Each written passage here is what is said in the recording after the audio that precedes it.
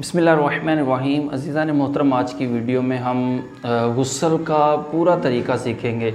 आजकल अक्सर जो लोग हैं उनको गुस्ल का तरीका नहीं आता, तो ये टॉपिक मैं इसलिए लेकर आया हूँ क्योंकि जो इंसान बालिग होता है उस पर बलूगत के अहकाम सीखने फ़र्ज़ हो जाते हैं। यानी कि उसके ऊपर नमाज़ फ़र्ज़ होती है तो नमाज के अहकाम, नमाज में कितने फ़राइज़ है, कितने शराइत है, कितने वाजिबात है, वो सीखने फ़र्ज़ हो जाते हैं।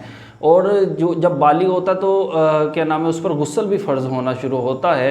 तो आया कि गुस्ल के फ़राइज़ कितने हैं, गुस्ल करना किस तरह है, गुस्ल की एहतियातें क्या हैं, ये तमाम तर चीज़ें भी सीखना उस बालिग शख्स पर फ़र्ज़ हो जाती हैं। तो नहायत ही अफसोस के साथ आज हमारे अक्सर जो भाई हैं, यहाँ तक कि उनकी औलाद हो गई है और उन्हें गुस्ल का तरीका नहीं आता। एक दफ़ा हम तबलीग के सिलसिले में एक गांव में गए थे, तो वहाँ पे गुस्ल का तरीका सिखाया। तो एक बहुत बड़ी उम्र के बुज़ुर्ग, तकरीबन 60 से 65 साल उनकी उम्र थी, और वो रोना शुरू हो गए। जब मैं उनके पास गया तो कहा, जी बाबा जी क्या हुआ है, आप क्यों रो रहे हैं? तो फरमाया कि बेटा मेरी 60 से 65 साल उम्र हो गई है, आज तक मुझको गुस्ल का तरीका नहीं पता, गुस्ल के फ़र्ज़ नहीं पता। तो फिर एक दफ़ा हमारा तबलीग पर जाना हुआ, तो वहाँ पे हमने गुस्ल का तरीका सिखाया नहीं, सिर्फ ये पूछा कि अगर किसी को गुस्ल के फ़राइज़ आते हैं तो वो खड़ा हो जाए।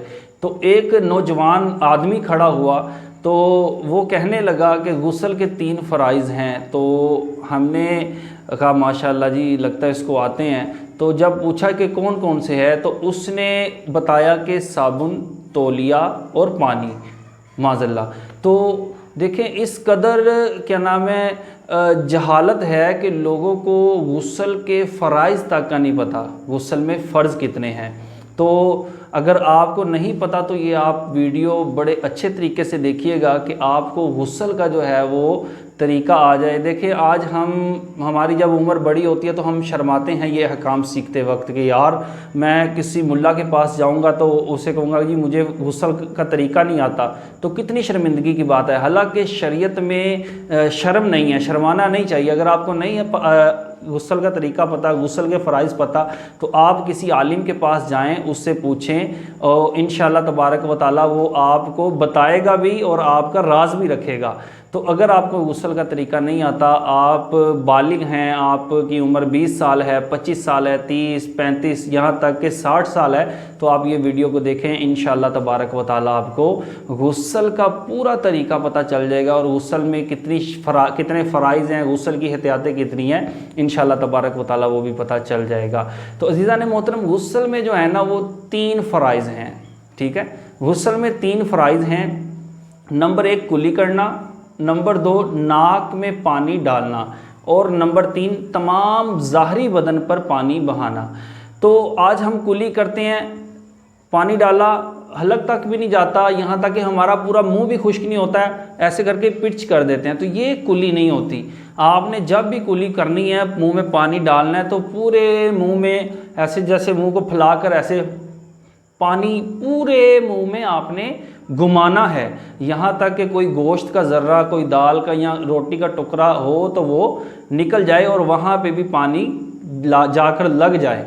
तो आपने इस तरह कुली करनी है। और फिर हम नाक में पानी डालते हैं, ऐसे चुल्लू में पानी लेते हैं, ये नाक की नोक होती है, ऐसे नाक की नोक पे पानी लगाते हैं, तो ये आपका नाक में पानी डालने वाला फ़र्ज़ अदा नहीं होगा। तो आपने करना क्या है, आपने चुल्लू में पानी लेना है और पानी को ऐसे लेकर यहाँ तक जो नरम हड्डी है, ये यहाँ तक आपने पानी को लेकर आना है और अच्छे तरीके से आपने नाक को साफ़ करना है। तो नंबर 3 पे आता जी तमाम ज़ाहरी बदन पर पानी बहाना। ये जो है बड़ा क्या नाम है गौर व फिक्र करने वाला फ़र्ज़ है, इसको अदा करना बहुत ज़रूरी होता है और अक्सर लोग इसमें कोताही कर जाते हैं। तो ज़ाहरी बदन से मुराद ये है कि आपका जितना जिस्म है उस पर पानी बह जाए। अब बह जाने की तारीफ़ क्या है, उलमा कराम फरमाते हैं कि अगर जिस्म के किसी उज़्व पर 2 कतरे पानी के बह जाएं तो वो धोने में आ जाता है। तो आपने तमाम ज़ाहरी बदन पर पानी बहाना है।